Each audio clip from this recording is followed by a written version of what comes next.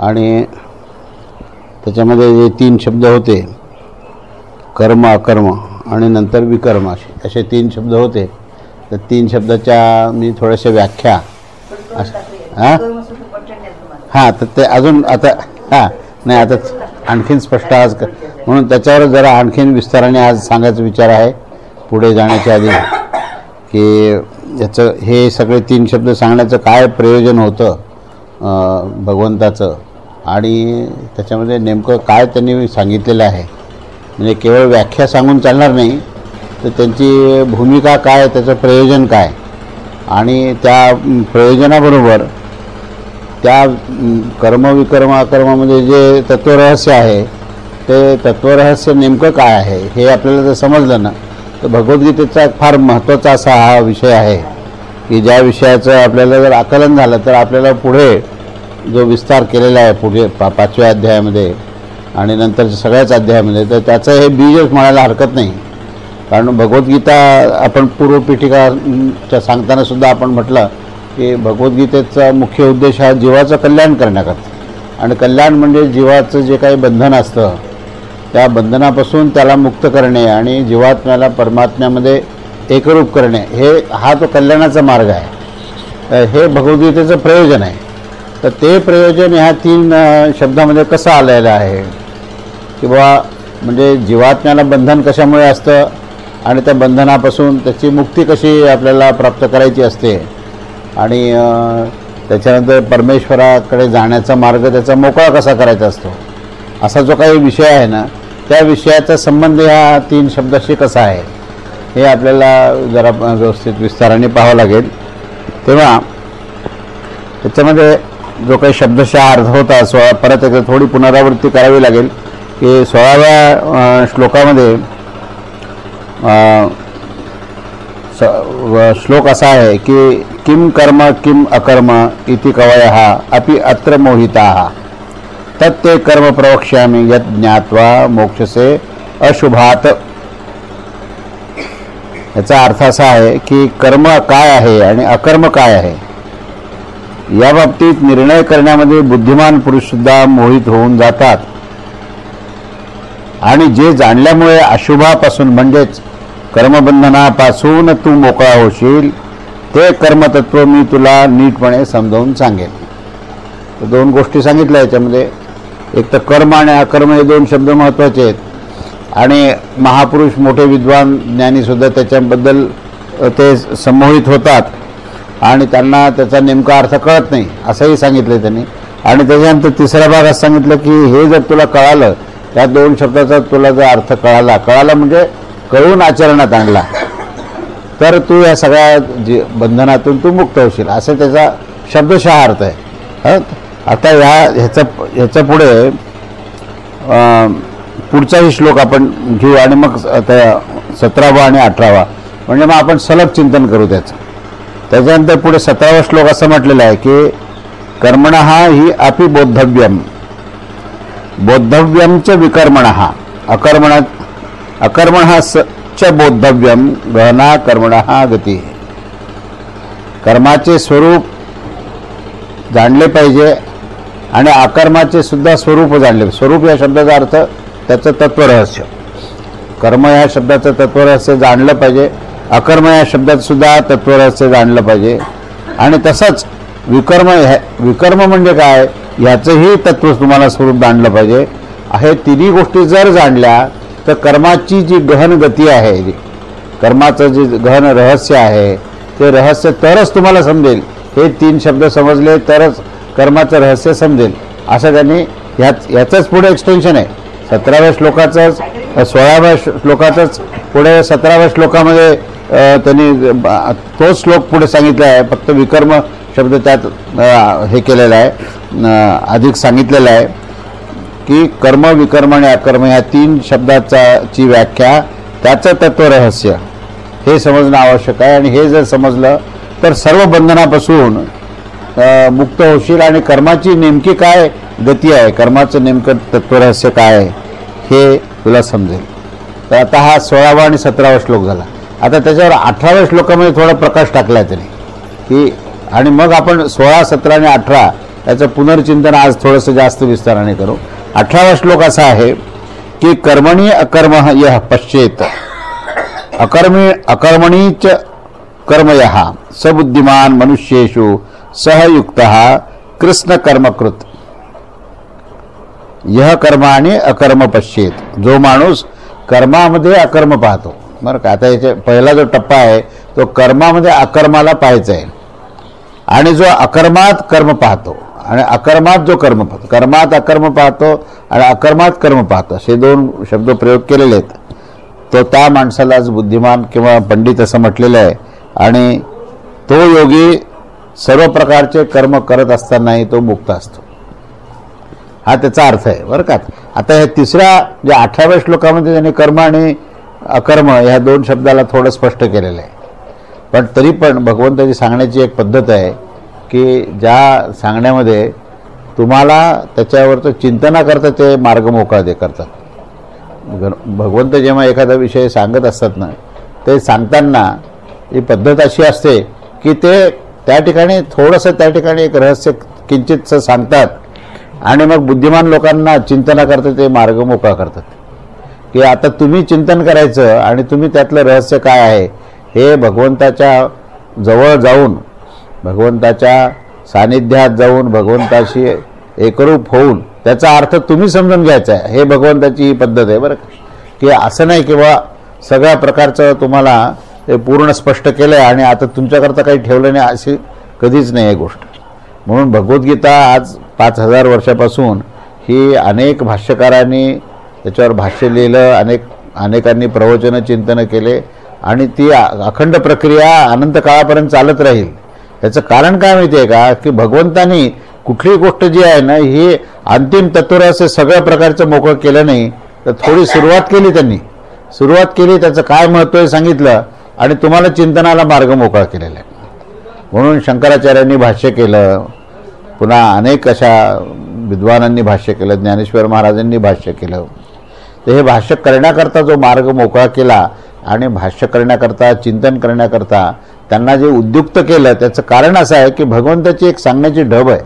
ती ढब अशी आहे की त्यांनी काय सांगितलं आहे की पहिल्यांदा असं म्हटलं की कर्म आणि अकर्म हे जे दोन शब्द आहेत ना हे मोठ्या मोठ्या विद्वानांना समजत नाही, आणि जर समजले आणि आचरणात आणले तर तुम्ही बंधनापासून मुक्त होता. हे पहिलं विधान आहे, बरं का. म्हणजे एक एक विधान आपण म्हणजे थोड्या सखोल जाऊन आपण त्याचा अध्ययन करू. आणि त्याच्यानंतर पुढे काय म्हणतात ते की कर्म आणि अकर्म ह्याच्याबरोबर विकर्म ह्या तिन्ही शब्दाचं तत्वरहस्य जर तुम्हाला समजलं, तर ह्या तत्वरहस्या जर जाणलं तर तुम्हाला कर्माचं रहस्य पूर्ण कळेल. आणि तिसरं जे वाक्य असं सांगितलं की कर्मामध्ये अकर्म पाहणे आणि अकर्मामध्ये कर्म जर पाहिलं तर तुम्ही ह्या दोन गोष्टी तुम्हाला साध्य झाल्या तर तुम्ही तुमचं कर्म जे आहे हे अखंड चालू राहून सुद्धा तुम्ही मुक्त व्हाल. एवढं हे विधान आहे बघा. आपल्यासमोर एवढं मांडलं त्यांनी, इतकं दिलेलं आहे. आता ह्याच्यावर आपल्याला स्वातंत्र्य दिलं, तुम्ही करा चिंतन आणि मग कसं काय तुम्हाला त्यात काय काय मिळतं ते बघा. ही पद्धत भगवंताची ही पद्धत आहे. त्यांनी काय सांगितलं हे पहिल्यांदा आपल्याला समजून घेणं आवश्यक आहे. आणि मग त्यांनी जे काय सांगितलं आहे त्या सांगितलेल्या गोष्टीवर आपल्याला चिंतन करायचं आहे, बरोबर. तर त्यांनी काय सांगितलं आहे आपण 3 श्लोकाचं पहिल्यांदा आपण पाहिलं की ही गोष्ट सांगितली आहे त्यांनी. आता आपण एक एक शब्द त्याचा विस्तार बघूया काय. आता कर्म हा जो शब्द आहे ना, कर्म हा शब्द जो आहे याची पहिल्यांदा प्रधानता ही क्रियाप्रधान आहे. कर्म हे क्रियाप्रधान आहे.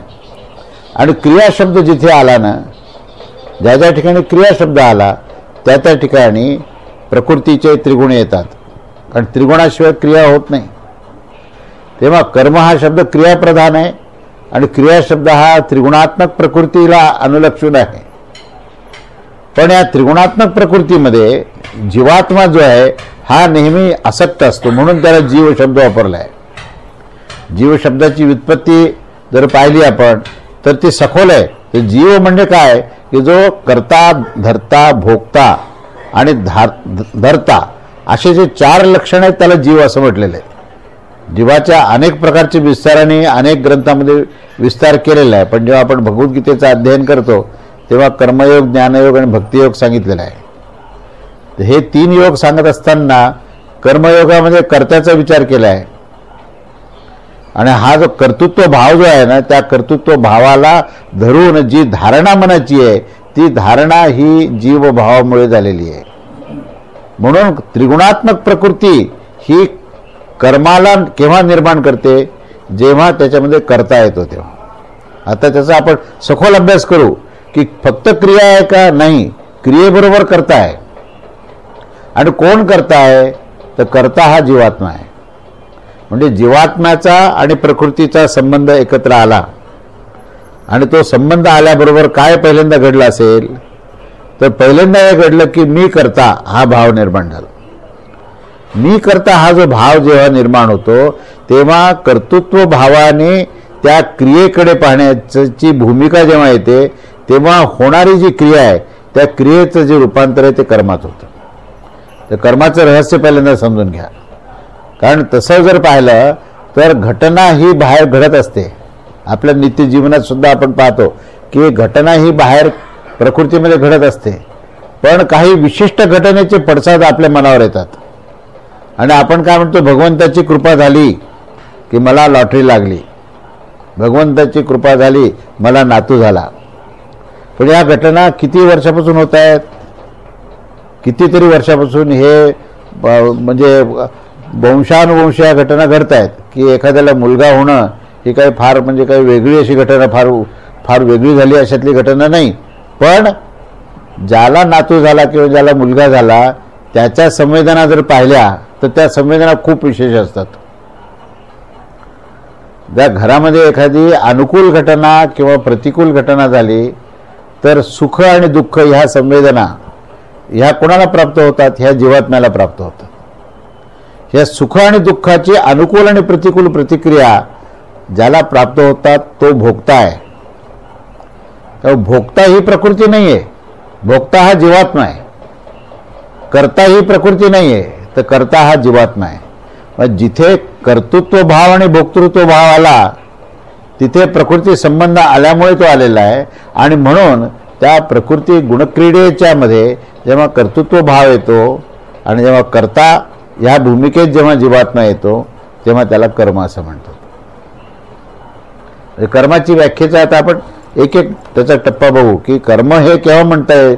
अन्यथा की ह्या त्रिगुणात्मक प्रकृतीमध्ये ब्रह्मांडामध्ये किती घटना घडतात मला सांगा. सूर्य उगवतो, त्याच्यानंतर तारका येतात रात्रीच्या वेळेस, अनेक ग्रह नक्षत्र हे भ्रमण करत असतात सूर्याभोवती. मग तिथे आपण कर्ता म्हणतो का आपल्याला. आपल्या देहामध्ये सुद्धा हृदयस्पंदन होतं, अन्नपचन होतं, त्याला आपण कर्ता म्हणतो का, नाही म्हणत. अनेक ठिकाणी अनेक क्रिया होतात, पण काही विशिष्ट घटनेमध्ये जेव्हा आसक्ती होते त्यावेळेस आपण त्याला कर्ता असं म्हणतो. कर्तृत्व भाव तिथे आपण लावतो की मी कर्ता आहे, मी जिथे कर्ता आला तिथे भोगता आलाच. जिथे कर्तृत्व भाव आला तिथे भोक्तृत्व भाव येतो. ते सुटतच नाही, हे दोघांचा संबंध फार जवळचा आहे. कर्तृत्व भावाला की माझ्यामुळे हे झालेलं आहे आणि म्हणून मला हे सुख प्राप्त होतं, ही सुखप्राप्तीची भावना जी आहे ना, हा भोक्तृत्व भाव आहे. कर्ता जर नसेल तर भोगता राहत नाही. म्हणजे काय याचा अर्थ, म्हणजे याचा अर्थ कर्ता म्हणून जेव्हा भूमिका घेतली तेव्हा त्या क्रियेचं परिवर्तन कर्मात होतं आणि कर्मामध्ये झाल्यानंतर त्याचा परिणाम काय होतो, तर त्या कर्माचं तुम्हाला फल प्राप्त होतं आणि हे फल म्हणजेच भोक्तृत्व भाव आहे. भोक्तृत्व भाव केव्हा म्हणतो आपण, मला सुख झाले हा झाला भोग, मला दुःख झाले हा झाला भोग. मग हा जो काय भोक्तृत्व भाव आहे, ह्या भोक्तृत्व भावाचा पुढे आणखीन काय परिणाम आहे, तिसरा परिणाम असा आहे की तो तुमच्या कारण देहामध्ये बीज स्वरूपामध्ये जातो. कारण देहामध्ये काय होतं की नुसतं फक्त मला सुख झालं असं नाही आहे, तर सुख झालेली जी भावना आहे ती एक बीज धारण करते आणि ते बीज जे आहे हे तुमच्या कारण देहामध्ये संचितामध्ये जाऊन बसतं. ते आणि संचितात एकदा जाऊन बसलं बीज स्वरूपामध्ये की ते तुम्हाला येणाऱ्या सगळ्या जन्माकरता बंधनाची योजना करून ठेवतं. आज जे काही जन्म झालेला आहे आणि आजच्या जन्मामध्ये आम्ही जे काही प्रसंग पाहतो आहोत एकानंतर एक, हे सगळं पूर्वकर्माच्या अनुसार आहे. आणि पूर्वी केलेले कर्म बीज स्वरूपात कारण देहामध्ये आले आणि त्यांचा परत त्याच्यातून अंकुर निर्माण झाले इच्छा निर्माण झाल्या आणि त्या इच्छेनुसार पुन्हा कर्म करण्याची प्रवृत्ती झाली आणि त्या प्रवृत्तीमधून पुन्हा बंधन निर्माण झालं. म्हणजे हे दुष्टचक्र आहे बरं का एक प्रकारचं, की कर्म करणे, कर्तृत्व भाव, भोक्तृत्व भाव, भोक्तृत्व भागातून पुन्हा बंधन. बंधन जे आहे ते बीजस स्वरूपामध्ये इच्छा कारंज्यामध्ये जाऊन बसणे आणि पुन्हा त्याच्यातून अंकुर निर्माण होणे, पुन्हा कर्म करायला प्रवृत्त. म्हणजे कर्म प्रवृत्ती, कर्म प्रत्यक्ष, कर्मातून कर्तृत्व भाव, कर्तृत्व भावातून भोक्तृत्व भाव आणि भोक्तृत्व भावातून बंधनाची स्थिती आणि बंधनाच्या स्थितीतून पुन्हा कर्म करण्याची स्थिती. असं हे कर्माचं चक्र जे आहे ना हे अशा प्रकारे चालू आहे. आणि ह्याचं जर मूळ कारण काय असेल, आता याचं मूळ कारण आपण शोधायचा प्रयत्न केला तर तो जीवभाव आहे. हा जो जीवभाव आहे ना हा जीवभावच बंधनाला कारण आहे. जीवभाव कशाला म्हणायचं की प्रकृतीमध्ये चालणाऱ्या गुणक्रीडेला आपण करता आहोत अशा प्रकारचा भाव निर्माण होणे म्हणजे जीवभाव आहे. आणि ह्या भावातूनच ही क्रिया जी आहे ही कर्मात रूपांतरित झाली आणि म्हणून कर्मानी बंधन आहे. अन्यथा क्रियेने बंधन होणार नाही. सूर्य उगवला तर तुमच्यावर बंधन काहीच नाही, सूर्याने प्रकाश दिला तुमच्यावर काही बंधन नाही. किंवा मेघ निर्माण झाले, मेघातून पर्जन्य निर्माण झालं तर पर्जन्यामुळे तुम्ही कधी बंधनात पडत नाही, कारण त्या क्रियेशी तुम्ही त्या ठिकाणी आसक्त नाही. त्या क्रियेमध्ये तुमचं कर्तृत्व भाव नाही आहे, त्या क्रियेमध्ये भोक्तृत्व भाव नाही आहे. ज्या क्रियेत भोक्तृत्व भाव आणि कर्तृत्व भावाला त्या प्रत्येक क्रियेचं बंधन तुम्हाला आहे. म्हणून पहिल्यांदा कर्म या शब्दाचा जर आपण जितका सखोल अभ्यास करू ना, कारण खूप विस्ताराने विषय येतो. कशामुळे? कारण तिथं जीवात्मा कसा झाला, जीवभाव कसा झाला हा विषय त्यात येतो. तो मोठा विषय आहे फार. जीवभाव ह्यालाच आपण अज्ञान असं म्हटलेलं आहे. या अज्ञानाचं निवारण करण्याकरता भगवद्गीता आहे. म्हणून अज्ञानाचं निवारण करण्याकरता ज्ञानयोगाची गरज आहे आणि कर्माचं कौशल्य कसं सिद्ध करायचं याच्याकरता कर्मयोग आहे. हे दोन्ही एकमेकांमध्ये किती मिसळले आहेत बघा तुम्ही. तुम्हाला असं म्हटलं किंवा कर्मयोग ज्ञानापेक्षा थोडंसं वेगळं करू असं म्हटलं तर चालतं काय? कारण योग शब्द आला की तिथे ज्ञान आला आणि कर्म शब्द आला की तिथे क्रिया आली. त्या क्रियेतून कर्तृत्व भाव वजा केला की योग येतो. जोपर्यंत त्या क्रियेमध्ये आपल्याला कर्तृत्व भाव आहे तोपर्यंत तो योग होऊ शकत नाही. योग केव्हा होईल? जेव्हा त्या कर्तृत्व भावाचा संपूर्णपणे निराश झालेला आहे, निवृत्त झालेले आहे तुमचं, त्यावेळेस क्रिया तर चालूच राहील. क्रियेमध्ये फरक नाही आहे, धारणेत फरक आहे. आता हळूहळू ही भूमिका जी आहे ना ह्याचा संबंध हा केवळ बाह्यक्रियेशी नाही आहे, तर ती अंतःकरणामधली असलेली जी धारणा आहे, जो भाव आहे, त्या भावाचा संबंध आहे पूर्ण सगळं. बाकी अन्यथा मनुष्य जेवण करतो की नाही, पण जेवण करण्यामध्ये अन्नाचा घास घेताना हे अन्न कोणी तयार केलं, काय भावनेने तयार केलं, हे मला खायला योग्य आहे का योग्य आहे, ही झाली अंतःकरणातली प्रक्रिया. नाही तर म्हणजे अन्न हे अन्न आहे, ते ग्रहण करायचं आणि अन्नाचं पचन होणार. पण असं होत नाही. आपण कोणत्याही बाहेरच्या सगळ्या क्रियेमध्ये आपली एक धारणा असते, आपला एक भाव असतो आणि भावाच्या अनुसार ते कर्माचा तो दर्जा ठरतो. वास्तविक क्रिया ही क्रिया आहे, क्रियेमध्ये काही फरक नाही आहे, धारणेत फरक आहे. धारणा जशी बदलली तसं त्या कर्माचा परिणामामध्ये फरक आहे. नाही तर अन्यथा सत्वगुणप्रधान कर्म, रजोगुणप्रधान कर्म, तमोगुणप्रधान कर्म याच्यामध्ये बाहेरच्या क्रियेपेक्षाही अंतःकरणातला भावच तिथे महत्वाचा आहे. अंतःकरणातला भाव जर सात्विक असेल तर त्या ठिकाणी अनासक्त होत होतो आणि क्रियेच्या माध्यमातूनच परमेश्वराकडे जातो. आणि अंतःकरणामध्ये जर रजोगुण असेल तर कर्तृत्व भाव भोक्तृत्व भावामुळे त्याच क्रियेतून तो परमेश्वरापासून दूर जातो. क्रिया एकच. एक मनुष्य देवीची पूजा करतोय, देवीला जाऊन नवस बोलला काय, आणि त्या ठिकाणी त्याने काय विचार केला की नाही ह्या जगाचं कल्याण व्हावं, या देशाचं चांगलं व्हावं, सगळं काय ह्या सगळ्या समाजाचं चांगलं व्हावं. सत्व विचार आहे, सत्वगुण विचार आहे. स्वतःच्या करता काही मागत नाही आहेत. पूजा देवीची चालू आहे. त्याच्यानंतर दुसऱ्याचा नंबर लागला.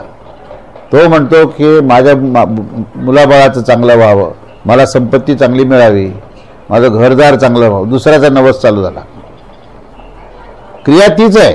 तो ते त्या ठिकाणी ती अभिषेक आहे, ते गुरु, ते जे ब्राह्मण मंत्र सुद्धा तेच म्हणाले. काही फरक नाहीये. बाहेर क्रिया जर एखाद्याने पाहिली ना तर त्याला दोन्ही क्रिया अगदी जवळजवळ सारख्याच दिसतील, काहीच नाही.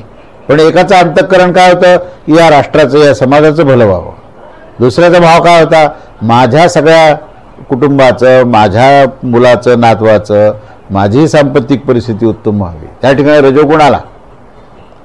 क्रिया तीच आहे. तिसरा आला, अजून तिसऱ्याचा नंबर लागला. तो म्हणाला की माझे जे सगळे शत्रू आहेत ते सगळ्या शत्रूचा नाश व्हावा.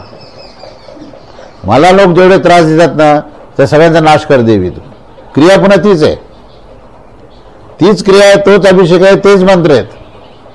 अंतःकरणातला भाव काय, तो तमोगुण झाला.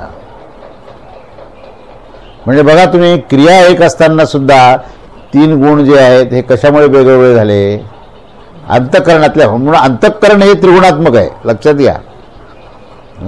त्याची जेव्हा आपण मीमांसा करतो ना तेव्हा देह जो बाहेरचा देह आहे हा पंचमहाभूतात्मक आहे देह, अन्नमय कोश ज्याला म्हटलेलं आहे. पण मधले जे प्राणमय, मनोमय आणि विज्ञानमय कोश जे 3 आहेत कोश, हे 3 कोश मनबुद्धी चित्त अहंकार, हे जे 4 जे काही अंतःकरण चातुष्टय आहे हे कशाने बनलेले आहेत, हे पंचमहाभूताने बनलेले नाही आहेत, तर हे त्रिगुणाने बनलेले आहेत.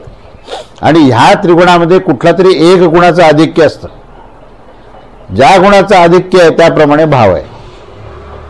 सत्वगुण प्रधान असेल तर क्रिया तीच आहे, पण परिणाम भिन्न आहे. आणि जो मनुष्य समाजाच्या कल्याणाकरता, इतरांच्या कल्याणाकरता कार्य करेल आणि मला काही नको ते त्याच्याकरता करायचंय, त्याला त्या कर्माचं बंधनच होऊ शकत नाही. तो मुक्तीकडे जातो. क्रिया तीच, पण सत्वगुण प्रधान जो आहे तो मुक्तीच्या दिशेने चालला. रजोगुण प्रधान जो आहे त्याची ज्या इच्छा आहेत त्या सगळ्या इच्छा तर पूर्ण होऊ शकत नाही. नुसत्या इच्छा निर्माण झाल्या तर त्याप्रमाणे फळ मिळेलच असं नाही. मग काय होतं, अर्ध फळ मिळतं आणि अर्ध राहतं, तो उरलेला अर्ध मिळण्याकरता पुन्हा जन्म घ्यावा लागतो. मग हे बंधनं त्याला सारखे एकानंतर एक बंधनं मिळतात आणि मग त्या बंधनामुळे तो भ्रमण करत असतो. आणि तिसरा जो आहे तो तमोगुण प्रधान असल्यामुळे त्याचं ते बंधन असं आहे की तो अज्ञानाचं अज्ञान आहे. त्याला तमोगुणाचं लक्षण जर काय असेल तर अज्ञानाचं अज्ञान आहे. अज्ञानालाच ज्ञान म्हणणारा तो तमोगुणी. मग त्याची गती अधोगती आहे. एकाने पुण्यकर्म केलं म्हणून स्वर्ग तरी मिळाला, दुसऱ्याने तर काय इतक्या प्रकारचं प्रमाद केला की त्या देवीचा पूजा करतानाच प्रमाद चालू आहेत. त्यामुळे ती देवी म्हणते बघ ठीक आहे तुझं तर म्हणणं मी तर पूर्ण करतेच, पण तुला त्याची गती तुला प्राप्त होईल, काळजी व्हायची. त्या देवीचीच उपासना करताना त्याची अधोगती आहे, अधत दिशाला चाललात.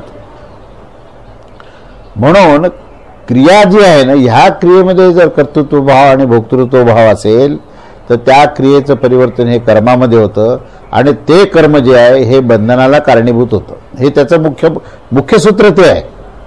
त्या मुख्य सूत्राच्या भोवताली सगळ्या गोष्टी फिरतात. मग त्याला अनुषंगून जीवात्मा आला, त्यांना अनुषंगून त्रिगुणात्मक प्रकृती आली, त्यांना अनुषंगून अंतःकरण आलं, त्याला अनुषंगून तुमची जी भावना आहे तो भाव आला. त्या अंतःकरणामधला जो त्रिगुणात्मक भाव आहे तो भाव आलेला आहे आणि त्या भावाच्या अनुसार तुम्हाला जो अनुभव प्राप्त होतो.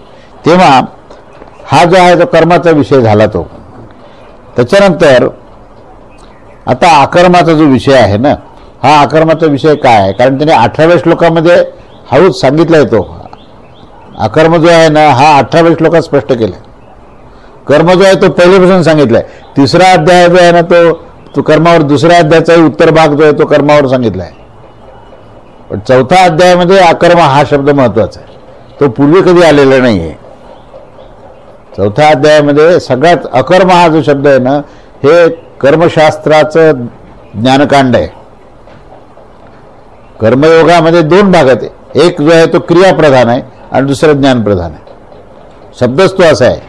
कर्मयोग हा जो शब्द असा आहे की त्याच्यामध्ये 2 विभाग निश्चित आहेत आणि दोघंही परस्पर पूरक आहेत. आचरणाने ज्ञानाचं दर्शन आहे आणि ज्ञानाच्या अधिष्ठानामुळे आचरण शुद्ध आहे. हे दोन्ही परस्पर इतके समन्वयित आहेत, इतके निगडीत आहेत की तुम्हाला असं वेगळं नाही काढता येत. कोणी म्हणाल की नाही बुवा आम्हाला ज्ञानाची गरज नाही, आम्ही आपले कर्म करणारे आहोत, आम्हाला काही ज्ञानाची आवश्यकताच नाही, असे काही लोक म्हणतात की आम्ही काय आपलं बस भगवंताची पूजा अर्चा करतो, आम्हाला ते काही ज्ञान सांगू नका. मग पूजा अर्चा करताना भाव काय तुझा? काय नाही माझे पोरं बाळ सुखी व्हावेत, मग झालं ना. अजून काय पाहिजे? मला संपत्ती मिळाली पाहिजे. गेला सगळं, बुडालं सगळं. तुला ज्ञानाची आवश्यकता नव्हती, तू असं कर्म केलं ना, काय परिणाम झाला?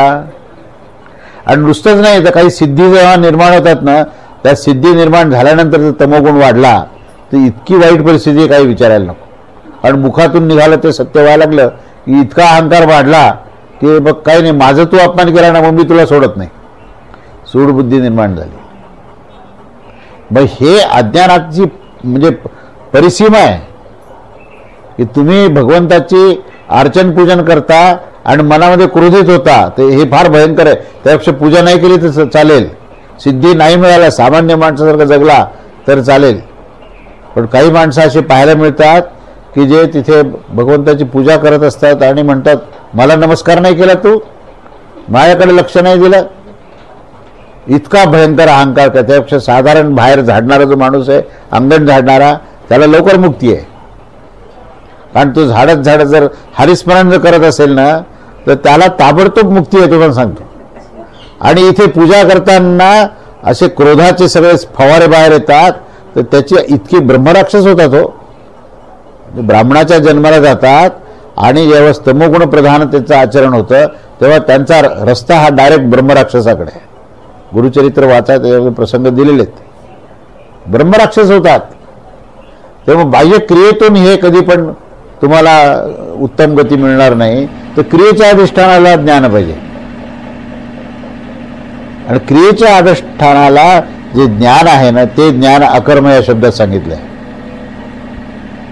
अकर्म शब्दातून जर मुख्य जर काय सांगितली असेल गोष्ट, तर हे जे काही आचरण आहे, हे आचरण ज्ञानाच्या अधिष्ठानात असेल तर काय होतं, तर ते अकर्म होतं. आता या अकर्माचा थोडा आणखीन आपण विस्ताराने अध्ययन करूया. की मनुष्य ज्यावेळेस आचरण जेव्हा करत असतो त्यावेळेस सर्वसाधारण तो देहभावात असतो. जेव्हा आचरण चालू असतं त्याचं, तेव्हा भाव जो असतो हा देहभाव. देहभाव म्हणजे काय? मी देह किंवा माझा देह, हे दोन गोष्टी जिथे असतात. काय? ममत्व, अहमभाव, अहम किंवा ममत्व. ममत्व म्हणजे माझा देह, अहम म्हणजे मी देह.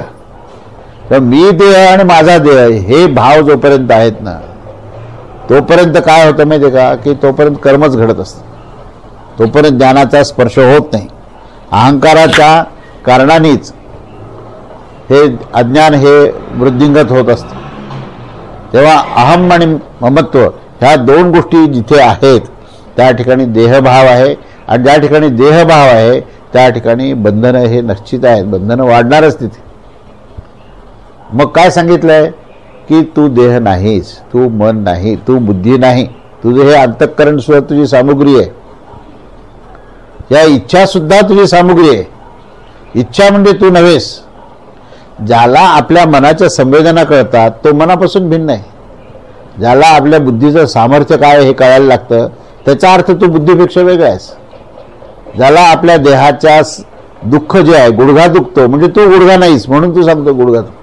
डोकं दुखतं का बरं? कारण तू डोकं नाहीस म्हणून डोकं दुखतं. पण डोळ्याने डोळा कधी पाहिलाय का? जीवात्म्याला जीवात्म्याचं ज्ञान कधी झालंय का? जो त्याच्यापासून भिन्न होतो त्यालाच त्याचं ज्ञान होतं.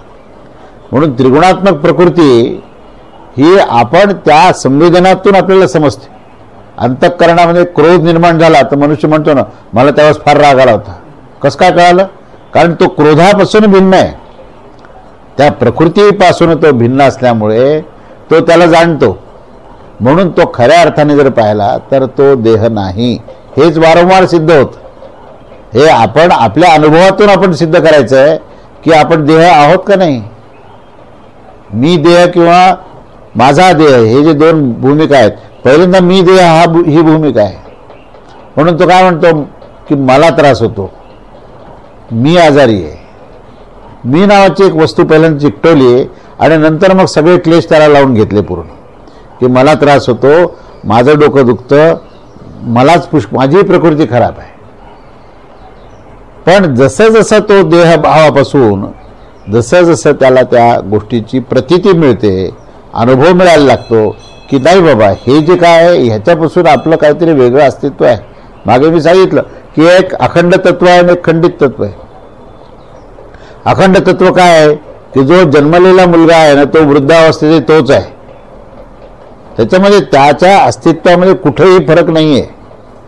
ज्याला आपण अस्तित्व शब्द वापरला आहे ना ते अखंडत्व आहे आणि ज्याला देह हा शब्द वापरला ते खंडित आहे.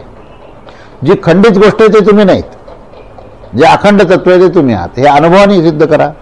अनुभव आपल्याला आपण आपलाच अनुभव घ्या ना, दुसऱ्याचा नंतर बघू. आपण आपला अनुभव घ्या की लहानपणी ज्या काही घटना घडल्या त्याचं स्मरण होत असताना ज्याच्या माध्यमात ज्याच्याकरता त्या घटना घडल्या, ज्याला सुख झालं किंवा ज्याला दुःख झालं, तो जो लहान होता तो आज वृद्ध आहे. तो त्याचं स्मरण करतो आणि तो म्हणतो की माझ्या लहानपणी मला जे दुःख झालं ना तोच मी आज आता शांतपणे बसलेलो आहे. म्हणजे आहे तोच, त्या अस्तित्वामध्ये कुठेही फरक नाही आहे. तो वृद्ध माणसं नेहमी जुने गोष्टी सांगत असतात की आमच्या काळात असं होतं. मग हा काळ कोणाचा आहे? तुमचाच आहे ना. पण मग ह्या काळात मीच आहे आणि जुन्याही काळामध्ये मीच होतो, हा त्याचा बोलण्याचा अर्थ. तर तो जे अखंड तत्व आहे ना, जे अखंड तत्व आहे त्या अखंड तत्वामध्ये तो क्षणिक जातो कधीतरी आणि जसा तो जातो तसा तो त्यावेळेस प्रकृतीला पाहतो. तेव्हा तो प्रकृतीत वाहत नाही, तेव्हा तो पाहतो. आणि ज्यावेळेस तो आपल्यामध्ये राहत नाही तेव्हा प्रकृतीबरोबर वाहतो. मग तेव्हा म्हणतो मला त्रास होतो, माझा गुडघा दुखतो, माझं डोकं दुखतं. मग प्रकृतीत आला तो, मला वाईट वाटलं, माझा अपमान झाला, मग तो प्रकृतीमध्ये आला.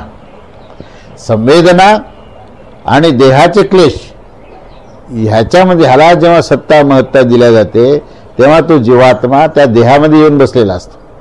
नुसताच देहामध्ये येऊन बसत नाही, तर देहभावासहित वागतो. आणि जेव्हा जेव्हा देहभावात येतो तेव्हा तेव्हा अनुभव कर्माचा आहे.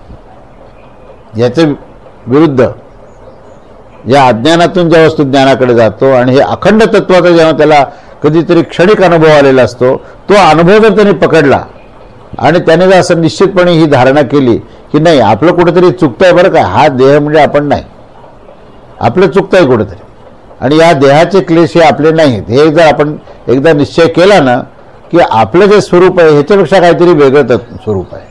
आपलं स्वरूप जे आहे हे अखंड आहे, ह्याचा काही विनाश होऊ शकत नाही. हे आपल्या अनुभवातून आपण जेव्हा एकदा जाणलं आणि मग जे काही स्वरूप आहे त्या स्वरूपात जेव्हा तुम्ही जाल बरं काय, त्या देहभावातून जेव्हा तुम्ही आत्मभावात जाल त्यावेळेस त्या आत्मभावाशी एकरूप झाल्यानंतर जे कर्म होतं ना ते अकर्म असतं. आता अकर्माचा आपण सखोल जाऊन विचार करू, कारण नुसती शाब्दिक व्याख्या समजून सांगणार उपयोग नाही त्याचा. कारण शाब्दिक व्याख्या सांगितल्या ना तर फार तर पाठ होऊ शकते ती, पण पाठ होऊन उपयोग नाही होत. पाठ झाल्यानं त्याच्याकडे पाठ होते. म्हणून तसं पाठ करण्यापेक्षा ती आचरणात जर आणायची असेल तर आपल्याला तत्वरहस्य समजणं आवश्यक आहे. आणि तत्वरहस्य कसं काय समजेल तर पहिल्यांदा हे अखंड तत्व काय आहे, अखंड तत्वाचा आपण अनुभव तर घेतला, मग त्या अनुभवाला आपण पकडून नाही ठेवलं ना, पण सोडून दिला. आपण त्याला अनुभव घेतो मनुष्य आणि मग पुन्हा सोडून देतो, तर त्याला थोडंसं आणखीन अखंडाला अखंडत्वेने पकडून ठेवलं, अखंड तत्वाला अखंडपणे अनुसंधानित ठेवलं. कारण ते अखंडित आहे, त्याचा खंड होणार नाही. पण आमच्या वृत्तीमध्ये खंड आहे, आमच्या अनुसंधानात खंड आहे, आमच्या स्मरणात खंड आहे. विस्मरण होतं म्हणून स्मरण करावं लागतं. तर अशा प्रकारचं जे खंडित झालेली गोष्ट आहे ती खंडित झालेली गोष्ट जर आपण अखंड केली आणि अखंड तत्वाला अखंड अनुसंधानात जर नेलं आपण, तर जे आपल्या हातून कर्म होईल ते अकर्म आहे. पहिली भूमिका सांगतो तुम्हाला की तुम्ही आत्मभावात गेले तर अकर्म आहे. कारण काय, आता याचं कारण आपण बघू. पहिल्यांदा म्हणजे मी स्थिती सांगितली की देहभावातून आत्मभावात गेला तर त्याच्या माध्यमातून होणारं जे कर्म आहे ते अकर्म आहे. याचं कारण काय, याचं कारण असं आहे की तुम्ही देहभाव म्हणजे देह जो आहे हा प्रकृतीचा अंग प्रत्यंग आहे. देह म्हणजे काय, देह म्हणजे प्रकृती. देहामध्ये सुद्धा 3 भाग सांगितले की एक स्थूल देह आहे, दुसरा सूक्ष्म आहे, तिसरा कारण देह आहे. स्थूल देह पंचमहाभूतात्मक प्रकृती, सूक्ष्मदेह त्रिगुणात्मक प्रकृती, कारणदेह पंचतन्मात्रात्मक प्रकृती, हे आपण त्याची व्याख्या केली. मग आता हे जे 3 देह आहेत, ह्या 3 देहाचं जर वैशिष्ट्य काय असेल तर ते क्रियात्मक आहेत. तिथे क्रिया चालू आहे. त्याचं कारण एक पुष्कळ वेगळं आहे बरं का. म्हणजे ती क्रिया आता कुठून आली, कशी आली, हा फार विस्ताराचा विषय आहे. कारण तिथेही चैतन्य आहे म्हणूनच क्रिया आहे, पण ते आपल्याला नाही लक्षात येत. त्याच्यात सुद्धा होणारी जी क्रिया आहे ना, की अन्नपचन होतं, हृदयस्पंदन होतं, तिथे सुद्धा तो परमेश्वरच आपलं सच्चिदानंद तत्व त्या ठिकाणी ओतप्रोत टाकलेलं असतं, म्हणून त्या चैतन्यामुळे क्रिया होते. पण तो विषय आणखीन मोठा आहे, तो पुढे येईल 7व्या अध्यायात. पण आता क्षणभर आपण असं म्हणू की ही जी काही त्रिदेह जे आहेत, हे त्रिदेह प्रकृती प्रधान आहेत आणि क्रिया प्रधान आहेत. आणि तुम्ही आत्मभावात जेव्हा जाता तेव्हा आत्मभाव जो आहे तो अक्रिय आहे. आता शब्द एक एक बघा तुम्ही कसे आले ते. जेव्हा तो देहभावातून आत्मभावात गेला तेव्हा तो कर्त्यातून अक्रिय स्थितीमध्ये गेला. कसा प्रवास आहे बघा तुम्ही. जेव्हा त्यांनी खंडित तत्व सोडलं आणि अखंड तत्वामध्ये तो जातो, त्यावेळेस तो त्या अखंड तत्वामध्ये गेला तेव्हा तो अक्रिय स्थितीमध्ये जातो. आणि अक्रिय स्थितीमध्ये गेला तरी या त्रिदेहामध्ये जी क्रिया आहे ती मात्र सातत्याने चालू आहे. याचा अर्थ तो तिथे गेला म्हणून प्रकृतीने आपलं कार्य सोडलं असं होत नाही. प्रकृतीमध्ये कार्य चालूच आहे. अन्नपचन चालू आहे. तो आत्मभावात गेला म्हणून काय अन्नपचन होणार नाही, हृदयस्पंदन होणार नाही असं नाहीये. काही लोकांचा गैरसमज आहे असं की आपला मृत्यू झाल्यावरच आपली मुक्ती होईल. खोटी गोष्ट आहे ती, एकदम खोटी गोष्ट. तुम्ही आत्मभावात जा आणि देहामध्ये जी क्रिया आहे ती क्रिया होऊ द्या ना, होणारच. ते होऊ द्या म्हणजे काय, तुम्ही ठरवलं नाही ठरवलं तरी होणार. प्रश्न काय माहिती का, की तुमचा जो भाव आहे ना, तो भाव जोपर्यंत प्रकृतीमध्ये जखडून आहे तोपर्यंत तो भाव जो आहे तो देहभाव असतो. कुठे नेमकी अडचण आहे ते मी सांगतोय तुम्हाला, की काय केलं म्हणजे अकर्म होईल ह्याचं रहस्य काय. तर रहस्य असं आहे की त्या देहभावातून तुम्ही त्या खंडित तत्वापासून जेव्हा अखंड तत्वाशी एकरूप व्हाल त्यावेळेस तुम्ही अक्रिय स्थितीमध्ये जाल. म्हणजे अकर्ता. अक्रिय कोणाला म्हणायचं, जो अकर्ता आहे तो अक्रिय आहे. आता अकर्ता म्हणजे काय हो. अकर्ता जो आहे ना, म्हणजे परमेश्वराचं वर्णन करता नाही, तो अक्रिय आहे, अकर्ता आहे. स्वतःमध्ये आनंदात स्वयंभू आहे, स्वावलंबी आहे, स्वतंत्र आहे, स्वाधीन आहे. म्हणजे किती त्याचे सगळे लक्षणं सांगितले आहेत. पण का झाला तो स्वाधीन, कारण त्याने तो प्रकृतीवर अवलंबूनच नाही. जो प्रकृतीत आसक्त झाला तो पराधीन झाला. जो प्रकृतीमध्ये पूर्णपणे अवलंबून झाला त्यावेळेस तो परावलंबी होणार असतो. पण जो ज्यावेळेस खंडित तत्वातून अखंड तत्वामध्ये जो आला त्यावेळेस तो अक्रिय झाला. अक्रिय झाल्यामुळे अकर्ता झाला. अकर्ता म्हणजेच अनासक्त आहे. जो अकर्ता झाला तोच अनासक्त आहे. कारण पुष्कळदा अनासक्त भाव आणि निष्काम भाव असे 2 शब्द वापरलेत. पण हे केव्हा निर्माण होतात हो. आपण प्रकृतीत बसायचं आणि म्हणायचं मी निष्काम व्हायचं. आपण रेल्वेमध्ये बसायचं आणि म्हणायचं की मला थोडं स्थैर्य पाहिजे. आता ती रेल्वे तर सरकणारच पुढे, मग स्थैर्य कसं काय होणार. खाली उतर, झाडाखाली बस, स्थैर्य प्राप्त होईल.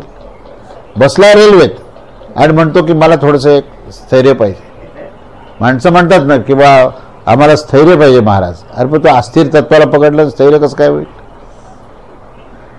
तू परमेश्वराचं अनुसंधान कर, जे स्थिर आहे त्याला पकड तर स्थैर्य प्राप्त होईल. अस्थिर म्हणजे काय, पैशाला पकडलं पैसा अस्थिर आहे, वस्तू संग्रह करायला लागला ते अस्थिर आहे, देहाला पकडलं देह अस्थिर आहे. ते तुम्हाला सोडत राहिलं त्याला तुम्ही पकडायला लागले. तर देहाला किती पकडा तुम्ही, देह अस्थिर आहे. देहाला तुम्ही कितीही ठरवा, तुम्ही किती चांगली औषधं घ्या, कायाकल्प करा, काय वाटेल ते करा तुम्ही. पुष्कळ त्यामध्ये जुने सुद्धा ऋषीमुनींनी प्राचीन काळापासून देह टिकून राहण्याकरता आणि ह्याच्याकरता पुष्कळ हे केलेले. चांगदेवाचा सुद्धा आपण इतिहास पाहिला. शेवटी ज्ञानेश्वर महाराजांना ते 65 लिहावे लागले. कशा करता, अस्थिर तत्वातून स्थिर तत्वात जाण्याकरता तो संदेश आहे. तो संदेश काय सांगितला की अस्थिर तत्वामध्ये क्रिया आहे आणि स्थिर तत्वामध्ये अक्रिय स्थिती आहे. म्हणून या आत्मस्वरूपाशी ज्यावेळेस तो एकरूप होतो त्यावेळेस तो अकर्ता आणि अक्रिय होतो आणि तेव्हाच तो अनासक्त होतो. अनासक्त होण्याचं जर हे रहस्य समजलं ना तर मग अशक्य नाही आहे काही दिवस. कारण नाहीतर पाठांतर होईल, भगवद्गीतेचे श्लोक अध्याय पाठांतर होतील, त्याचे अर्थ पण व्युत्पत्तीशास्त्र अन्वय सगळं सांगण्यात येईल. पण आपल्या मनाची स्थिती काय हा सगळ्यात महत्त्वाचा प्रश्न आहे. आम्ही जर आत्मभावात राहिलो तरच आम्ही निष्काम होऊ, आम्ही जर आत्मभावात राहिलो तर अनासक्त होऊ. आणि तुम्ही जेव्हा आत्मभावात राहाल, अक्रिय स्थितीमध्ये राहाल, अकर्ता ह्या स्थितीत जेव्हा तुम्ही राहाल त्यावेळेस तुमच्यामध्ये अनासक्त आणि निष्काम भाव हे सांगायची गरज नाही, तो आपोआप, कारण ते लक्षणच आहेत तिथे. सच्चिदानंद तत्वाचं जेव्हा वर्णन आपण करतो ना तेव्हा सत्तत्व चित्तत्व आनंद तत्वाचं खूप विस्ताराने अभ्यास येतो. आणि त्याच्यामध्ये काय माहिती का, सत्तत्व चित्तत्व आनंद तत्व काय आहे तर ते एकाच गोष्टीला दिलेले 3 नाव आहेत. एकाच गोष्टीला दिलेले 3 नाव आहेत.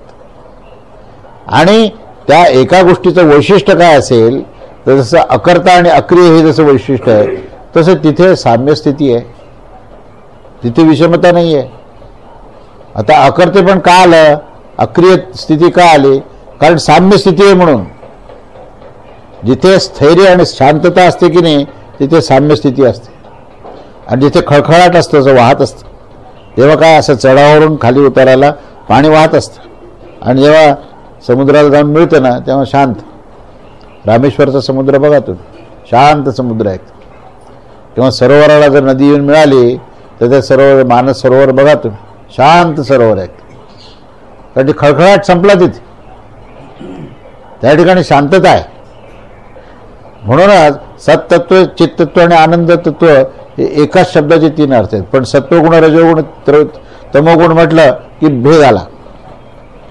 सत्वगुण रजोगुण तमोगुणामध्ये क्रिया आहे, विषमता आहे आणि म्हणून तिथे क्रियाप्रधानता आहे.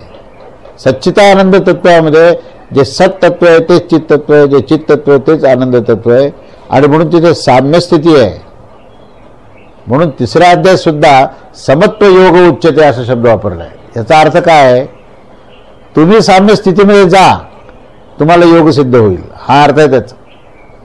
समत्व योग उच्चते म्हणजे कोणाला तरी दुसऱ्याला सांगितलेली गोष्ट नाही आहे, ती आपल्यालाच सांगितलेली गोष्ट आहे. नाही तर पाठ करून सगळ्यांना सांगायची गोष्ट आहे. तर ती आपणच समत्व स्थितीमध्ये यायचं म्हणजे काय हो, म्हणजे आत्मभावात जायचं, आत्मस्थितीमध्ये जायचं. आत्मस्थितीमध्ये गेल्यानंतर साम्य स्थिती होईल आणि साम्य स्थितीलाच अक्रिय अकर्ता शब्द म्हटलेला आहे. साम्य स्थितीमध्ये अक्रिय आणि अकर्ता तो होतो आणि अक्रिय आणि अकर्ता ह्या स्थितीमध्ये ज्या वस्तू जातो ना त्यावेळेस होणाऱ्या ज्या काही बाहेर होणाऱ्या ज्या प्रकृतीमध्ये क्रिया आहेत त्या क्रिया ह्या कर्मात रूपांतर होतच नाहीत. कारण कर्माचा संबंध हा अभिनिवेश, अहंकार, कर्तृत्वभाव, भोक्तृत्वभावाशी. इथे जर कर्तृत्वभाव संपला, इथे कर्ता नावाची गोष्टच राहिली नाही, भोक्ता नावाची गोष्टच राहिली नाही. जीवात्म्यामध्ये 2 शब्द आहेत, एक जीव शब्द आहे, एक आत्मा शब्द आहे. जीव शब्द जेव्हा क्षीण होतो आणि जेव्हा आत्मा शब्द राहतो त्यावेळेस कर्तृत्वभाव भोक्तृत्वभाव राहत नाही. आणि जेव्हा कर्तृत्वभाव भोक्तृत्वभाव राहणार नाही त्यावेळेस तुम्ही अकर्ता अक्रिय समस्थितीमध्ये सच्चिदानंद घनस्वरूपामध्ये जेव्हा तुम्ही राहाल त्यावेळेस तुमच्या हातातून होणारं प्रत्येक कर्म जे आहे हे कर्म हे मुक्तीकडे घेऊन जाणार आहे, तिथे बंधन नाही. आणि भगवद्गीतेचा मी सुरुवातीला सांगितलं उद्देशच हा असा आहे की तुम्हाला सगळ्या बंधनातून मुक्त करण्याकरता आहे, भगवद्गीता त्या करता आहे. म्हणून भगवद्गीतेमध्ये अकर्म शब्द सगळ्यात महत्त्वाचा आहे. भगवद्गीता जर आपण पूर्ण जर सिंहावलोकन केलं ना तर त्यातला काय महत्त्वाचा शब्द आहे तर अकर्म शब्द महत्त्वाचा आहे. अकर्म म्हणजे काय, आत्मस्थितीमध्ये समभावामध्ये साम्य स्थितीमध्ये सच्चिदानंद तत्वामध्ये एकरूप झाल्यानंतर प्रकृतीमध्ये होणाऱ्या सहज क्रीडा ज्या आहेत त्या क्रीडेलाच अकर्म शब्द वापरला आहे. म्हणजे काय, आता बघा, आता 18वा श्लोक तुम्ही त्या दृष्टीने बघा काय म्हटलेलं की कर्मात अकर्माला पाहणे आणि अकर्मात कर्माला पाहणे. आता या शब्दाचा अर्थ तुम्हाला कळेल की कर्मात अकर्म आणि अकर्मात कर्म हे केव्हा घडेल? जेव्हा तो आत्मस्थितीत असेल तेव्हा. आत्मस्थितीमध्ये असेल तेव्हा कर्म चालू आहे, पण कर्मामध्ये अकर्म आहे, कारण करता नाही आहे तिथे. कर्मात अकर्म केव्हा होईल माहिती का? की क्रिया स्वयंभू आहे. क्रिया जी आहे ह्याला कोणी करता नाही आहे. काय? जेव्हा क्रियेला करता नसतो, अकर्ता ह्या स्थितीमध्ये राहून क्रिया ही स्वाभाविकपणे होते. त्यावेळी आत्म्याच्या अधिष्ठानावर प्रकृती आपली क्रीडा अतिशय सहजतेने करत असते. त्यावेळेस त्या क्रियेमध्ये अकर्म आहे. आणि हा जो अकर्म स्थितीमध्ये आहे की नाही, तो अकर्म क्रियेशिवाय राहत नाही, कारण त्याच्या अधिष्ठानावरच क्रिया होत असते. म्हणून जो योगी आहे, जो कर्मयोगी आहे, तो कधी क्रियाशून्य नसतो. अक्रिय शब्दार्थ निष्क्रिय नव्हे बरं का. कधी कधी काही शब्दाचे, नाही तर दोन शब्द कशाला निर्माण झाले असते. अक्रिय हा निष्क्रिय नसतो. अक्रिय हा फक्त अधिष्ठानात बसलेला असतो आणि क्रीडा मात्र प्रकृतीत चालू असते. म्हणून आता अलीकडच्या काळामध्ये व्यवस्थापनाच्या सगळ्या सिद्धांताचा जर आज विचार केला तर खूप लोक काय म्हणतात, अहो फार टेन्शन असतं आमच्या ऑफिसमध्ये. मी त्यांना म्हणतो, अहो तुम्ही काम करताना रिलॅक्स व्हा आणि रिलॅक्स होताना काम करा. While working you should relax and while relaxing you should work. तेव्हा हे कसं काय शक्य? हे कसं काय? म्हणजे हेच भगवद्गीता आहे. भगवद्गीतेचं रहस्य जर काय असेल तर कार्य करताना मनुष्याने समस्थितीत राहणे आणि समस्थितीमध्ये असताना कार्य करणे, त्यालाच अकर्मात कर्म आणि कर्मात अकर्म असं म्हटलं. हा सिद्धांत जर कळाला ना तर माणसाचं जीवनच धन्य होऊन जाईल. प्रचंड कार्य करू शकतो तो, पण एवढं करताना कर्तृत्व भावच नाही म्हणून क्षीणच नाही. शिणला का बरं तू? शिणण्याचं एकच कारण होतं की कर्तृत्व भाव होता. कर्तृत्व भाव शून्य झाला की निद्रा अवस्था आणि क्रिया अवस्था याच्यात भेदच नाही. योगनिद्रा कशाला म्हणायचं?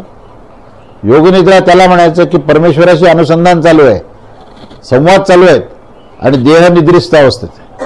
म्हणजे काय? अकर्मात कर्म आहे. काय? आणि त्याच्यानंतर दिवसा काम चालू आहे, लोकांशी संवाद चालू आहेत, मीटिंग चालू आहेत, कार्य चालू आहे, सगळं चालू आहे, पण चेहरा पाहिला तर अगदी प्रसन्न, आनंदी, काही कशाचा म्हणजे विचल झालेलाच नाही. कुठेही त्या ठिकाणी कोणत्याही प्रसंगाने तो कुठेही असा ढळलेला नाही आहे. आढळ आहे. आढळ काय? कारण आढळ स्थानापाशी बसलाय म्हणून. आढळ स्थानापाशी बसला एकदा की त्याला सुख नाही आणि दुःख नाही, त्याला कुठल्याही प्रकारची विवंचना नाही, कुठल्याही प्रकारची अधीरता नाही त्याला. आणि तो म्हणतो मग एवढं काम करतो हा मनुष्य, सकाळी जसा चेहरा आहे तसाच संध्याकाळी प्रसन्न चेहरा आहे, हे कसं काय झालं व? काय कोणतं काय अन्न खातो व तू? काय करतो? काही नाही, परमेश्वराशी अनुसंधान चालू आहे, नामस्मरण चालू आहे. त्या नामाने अनुसंधान चालू असल्यामुळे त्याला काही घेणं देणं नाही कोणाशी, आसक्तच नाही आहे, काही कुठल्या अपेक्षाच नाही, कुठेही ममत्वच नाही आहे, कुठे अहंकाराचा लवलेशच नाही आहे. आणि त्यामुळे सुख आणि दुःखाचा भोगच नाही आहे.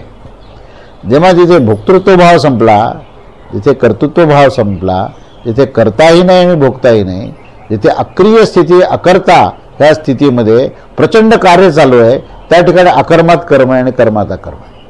म्हणून 18वा श्लोक जेव्हा तुम्ही अभ्यास करताना तेव्हा अकर्म ह्या गोष्टीचा एक पूर्ण रहस्य त्यांनी अतिशय म्हणजे मार्मिक असे शब्दात सांगितले. पण ते समजून घ्यायचं असेल तर आपल्याला सखोल जावं लागतं, कारण ती साधना आहे, ती साधना आहे.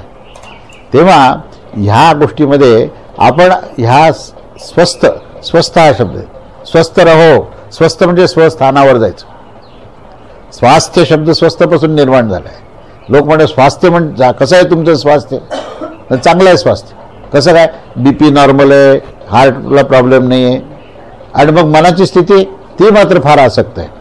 मग कसं काय स्वास्थ्य?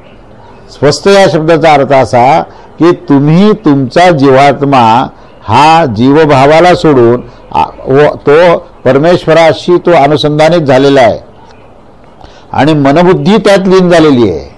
मनाची आणि बुद्धीची लीनता महत्वाची आहे. नाही तर त्याला जर मोकळं सोडलं ना की तो पुन्हा जीवभाव निर्माण करतो. तर अशा प्रकारची ही साधना कशी करायची आणि अकर्म कसं सिद्ध करायचं हा भाग आपण पुढच्या प्रवचनामध्ये करूया. अवधूत चिंतन. श्री गुरुदेव दत्त.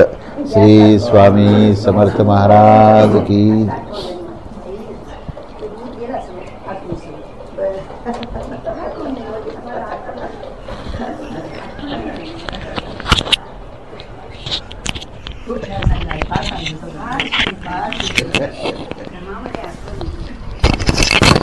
किती सरळ भाषा सांगितली, किती छान सरळ सांगितलं, खूप छान सांगितलं. महाराजांची कृपा. नाही आता केलं नाही. चालू होतं ना मध्ये 3 वेळेला मला आठवण झाली. बासुंदी झालं का पेढा झाला?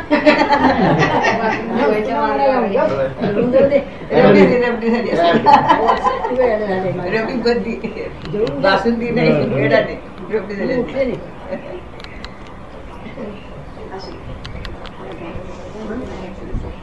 काय हरकत नाही.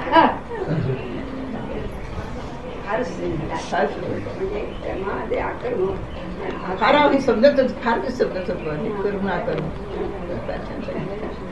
ते आक्रमक कसं असतं हे आठवड्यात सांगितलं आणि त्याच्यावर माणूसने 10 ओव्या दिल्या. 10 ओव्या इतक्या महत्वाच्या आहेत ना, त्या मी पुन्हा पुन्हा पाहत होते इथे, पण त्याचा विस्तार इथे चाललेलाच होता. कर्मण्य कर्मया पचे अकर्मणीचे कर्मया सबुद्धिमान मनुष्येषु एक कर्म कर. कर्मण्य कर्मया प्रिया कर्मणी कर्मपथे अकर्मणी कर्मपथे. हा बुद्धिमान मनुष्य, तो मनुष्य बुद्धिमान आहे. उत्तम कर्म करतो, सगळं कर्म केलेलं असत. त्याच्यानंतर मौनी म्हणते आता तो कसा असतो हे आहे बरं का त्या ओळीमध्ये. सकळ कर्मी वर्तता देखील आपली नैष्कर्म्यता कर्मसंगी निराशता फळाची. सगळ्या कर्मामध्ये तो वर्तत असतो, काम करत असतो, पण त्या कामामध्ये त्याची नैष्कर्म्यता असते. कर्मसंगी निराशता, कर्मामध्ये निराश काहीतरी मिळावं त्याच्यामध्ये असं त्याला काही कधीच वाटत नाही.